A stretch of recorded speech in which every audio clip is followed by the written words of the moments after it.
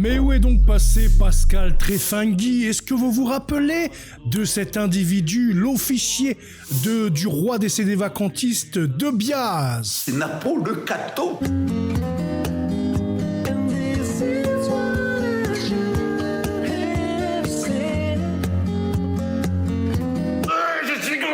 Je suis moche avec ma casquette de travers et vous l'avez crié, je suis tellement intelligent, je suis Napoléon. Il est content, le gros gitan. Ah, je déteste ce genre de personnes. On va les massacrer, ce genre de personnes. Eh bien, dans cette vidéo, nous allons parler du cas Tréfingui, Pascal Tréfingui. Vous savez donc, c'était cet individu, ce syncrétiste, qui mélangeait le catholicisme avec le guénonisme et ainsi que l'islamisme, l'islam, etc. Donc à la fin, il faisait un autre père avec la shadada islamique. Et puis, il était à moitié moine bouddhiste. Enfin, c'était un moment très cocasse et très drôle sur Internet. J'ai dû faire d'ailleurs des vidéos contre lui, bien entendu, puisqu'il faut toujours défendre l'église catholique, et encore plus avec ce faux roi de Biaz, le mec, parce qu'il avait été baptisé, il se prenait pour un catholique. D'ailleurs, tous ceux qui étaient à fond derrière de Biaz, on vous voit plus. Oh, de ce temps-là, vous étiez tous à commenter sous mes vidéos. Gna gna gna, de Biaz c'est le roi, Pascal Tréfingui c'est l'officier, il va venir te tuer, gna gna gna gna gna. Ah, bizarrement, là, il n'y a plus personne. Quand j'ai dénoncé la supercherie d'entrée de jeu, vous y êtes tous là à y croire. Ouais, si c'est le roi, c'est Marie-Julie Jaïni. Marie-Julie Jaïni qui l'a dit. Voilà, regardez le résultat. Votre de Biaz, il est aux abonnés absents. En plus, certains d'entre vous avaient filé beaucoup d'argent. Beaucoup d'argent à des cagnottes de Pascal Tréfingui qui devaient soi-disant les redonner à de Biaz. De Biaz, quand j'avais essayé de l'appeler, il avait bégayé, il voulait pas me recevoir par téléphone, il écrivait par texto et par message vocal, Donc nous avons vu cette grande supercherie, Et puis après, pour conclure le tout, ce sacre bidesque, clownesque, avec ce faux évêque Monseigneur Roux, Monseigneur entre guillemets, mais Monsieur Roux, voilà, ce faux sacre. Et il y a encore des gens qui sont partis y assister. Nous avons également vu Néo Salvin, qui y a cru. Et aujourd'hui, il en est où de Biaz? Il est où le roi que vous attendiez? Ce roi qui allait tout le bouleverser en France? Ah bien, on n'en entend pas parler, tiens. On n'en entend plus parler, du pizzaiolo de Biaz. Et bien voilà où on en est aujourd'hui. Mais une question reste quand même en suspens. Parce que c'est vrai que du jour au lendemain, nous n'avons plus vu de vidéos de Pascal Tréfingui. D'ailleurs, voici une de ses belles œuvres me concernant. Je suis franc, je suis direct, je dis ce que je pense. Napo, en toi, t'es qu'une merde. Tu n'existes pas, tu n'es qu'un déchet de la génétique, un déchet de l'intellectualité, un déchet de la politique et un déchet de l'humanité. Par contre, ton ordure personnelle, elle contamine des gens qui sont royalistes et qui sont catholiques, à qui tu portes préjudice. Et ça, on te le fera payer. À bientôt. Donc vous voyez un petit peu de quel type nous avons affaire. Pour rappel, cet individu a fait de la prison avant d'être reconnu innocent pour le meurtre de son ex-compagnon qui était également son père adoptif. Voilà. Et puis donc cet individu est trempé dans des sales affaires au Brésil. Et c'est pour cette raison que nous n'en avons plus entendu parler. Puisqu'en juin 2024, eh bien, c'était direction la Zonze. Il est parti voir Pedro dans les cellules pour ramasser la savonnette. Voilà ce qu'il s'est passé. Vous allez me dire, mais pourquoi? Eh bien, parce que j'ai un document des autorités brésiliennes de Rio de Janeiro qui l'explique très bien de ce qu'il s'est passé.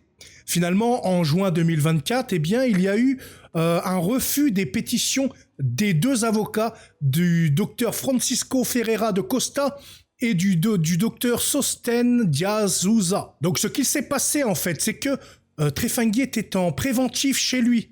Voilà, il était chez lui à cause de problèmes de santé, etc., etc. Donc apparemment, il y avait des traitements à avoir et que c'était donc incompatible avec l'enfermement en prison. Sauf que, eh bien, ils ont été déboutés par la justice. La justice a dit non, finalement, les problèmes de santé, il y en a pas tant que ça. Donc il est totalement apte et nous avons les moyens nécessaires dans la prison pour pouvoir le soigner chaque jour.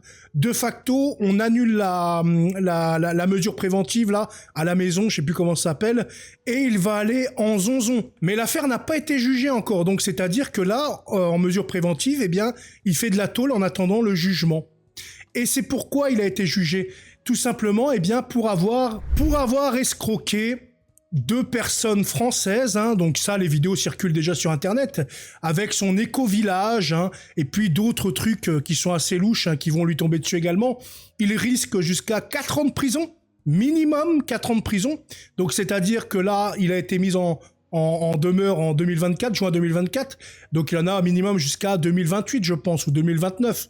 Tout va dépendre s'il y a d'autres plaintes qui vont se mettre en plus, puisque nous savons également que dans ces vidéos, il insultait le juge Marius de Costa Ferreira. Vous allez pouvoir, le gros Ferreira, etc.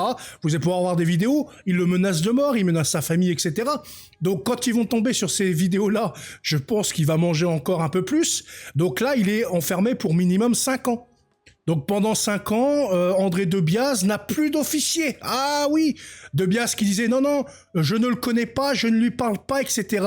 On a bien vu que c'était un mythomane puisque il a prévenu Tréfingui une heure après, à peine, hein, 1 heure après, comme quoi que j'avais contacté Debiaz. Il y avait que Debiaz qui pouvait le savoir, voilà, et Tréfingui a été mis au courant. Donc nous savions qu'ils avaient également des contacts ensemble. Après, financièrement, je ne sais pas comment ça se passe, mais j'invite toutes les personnes qui ont donné de l'argent à des cagnottes ou pour Debiaz ou je ne sais quoi, eh bien, à peut-être demander des réponses. Voilà, qu'avez-vous fait de notre argent, par exemple? Ça, c'est une bonne question à poser à Debiaz et puis à Tréfingui. Bon, Tréfingui, ça va être plus difficile, mais en tout cas pour Debiaz qui, lui, habite en France. Alors, nous avons ici, comme vous le voyez, le truc du pouvoir judiciaire, là, de la 7e chambre criminelle, cabinet du juge Marcus d'Acosta Ferreira. Et donc, tout ça va relater l'histoire, l'accusation donc initiale contenue dans le dossier initial indique qu'entre le 18 novembre 2020 et 18 janvier 2021, à Rio de Janeiro, eh bien, il a arnaqué Josette et Benoît par erreur et obtenu par lui-même par la ruse et la fraude. Bon, le document est pas très bien traduit, hein. Mais en tout cas, il a eu des avantages illicites d'un montant de 23 180 €. Donc, eh bien, il a, par ruse, arnaqué des gens par le biais de ses chaînes YouTube, en faisant croire qu'il allait monter un éco-village pour les Français, alors qu'il n'y a jamais rien eu. Il voulait également créer un restaurant, un bar, une épicerie, une boulangerie et l'achat de propriétés sur le site. D'ailleurs, nous allons pouvoir retrouver ces sociétés.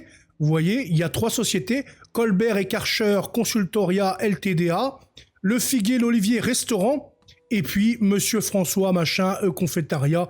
Donc on peut voir qu'il avait associé des entreprises pour ses futurs projets. Et nous pouvons voir un montant de 1 500 000.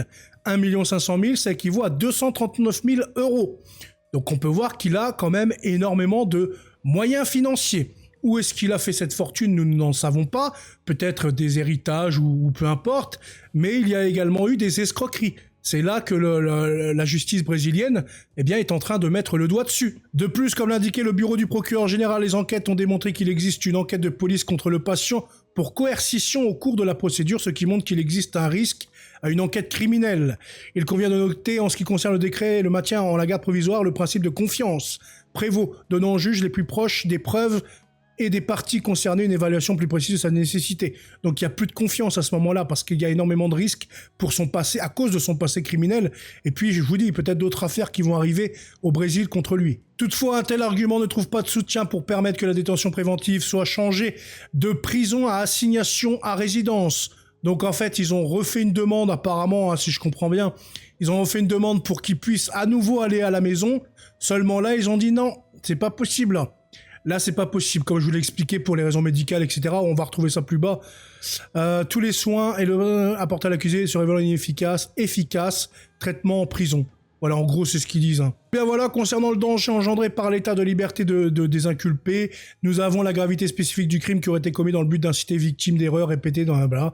Enfin, en gros, on comprend un peu, il présente un énorme risque pour la société brésilienne. Et puis, ils ont bien raison, quand on voit l'état du type sur YouTube, on peut que se rendre compte de l'état problématique mental de cette personne. Je pense qu'il faut qu'il aille en psychiatrie, à mon avis. C'est là et sa place. là est sa place à mon avis, hein, pour qu'il se fasse soigner. Hein. Et pour conclure, en effet, bien que la santé soit reconnue comme un droit de tous et devoir de l'État, les termes de l'article étant garantissant leur accès aux personnes détenues en détention provisoire ou déjà condamnées, telles qu'avec qui traite de l'assistance médicale.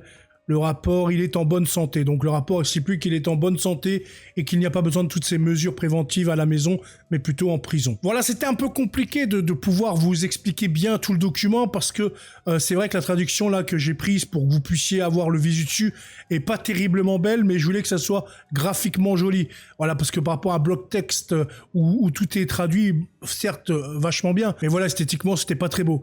En tout cas, bien on a compris un peu en gros, hein, dans les grandes lignes, hein, on a compris finalement que il va prendre 4 ans minimum, sachant son parcours criminel, hein, en France, en Europe, etc. Je pense qu'il prendra un petit peu plus. Donc, eh bien, il va tenir compagnie encore un peu plus longtemps à Pablo dans la cellule. Hein. Il va ramasser la savonnette. De toute façon, je crois que lui, il adorait ça, donc ça va pas le... Je pense qu'il est heureux là où il est maintenant. Hein. En tout cas, voilà pour ce qui s'est passé pour Trefangui et pourquoi vous ne le voyez plus, pourquoi ces chaînes ne sont plus alimentées. Eh bien, en tout cas, c'est une bonne nouvelle. Hein. C'est une bonne nouvelle parce que au moins là, il ne peut plus agir en mal contre les âmes parce que nombre de catholiques sous ses commentaires le suivaient aveuglement comme des gros golems finalement. Je voyais des catholiques, c'était des golems. Ah oui, amen, t'as raison, pisse dans ma bouche quoi. On en était arrivé à ce niveau-là. C'est-à-dire, les gens buffaient ses paroles. C'est insensé. Le mec se dit guénonien. Guénon, pour ceux qui ne savent pas, c'est un des pires hérétiques, un espèce de franc-maçon qui voulait réformer la franc-maçonnerie, qui voulait abattre l'église catholique, qui était à moitié dans des délires soufis, etc. Enfin voilà, c'était la crème de l'hérésie, quoi.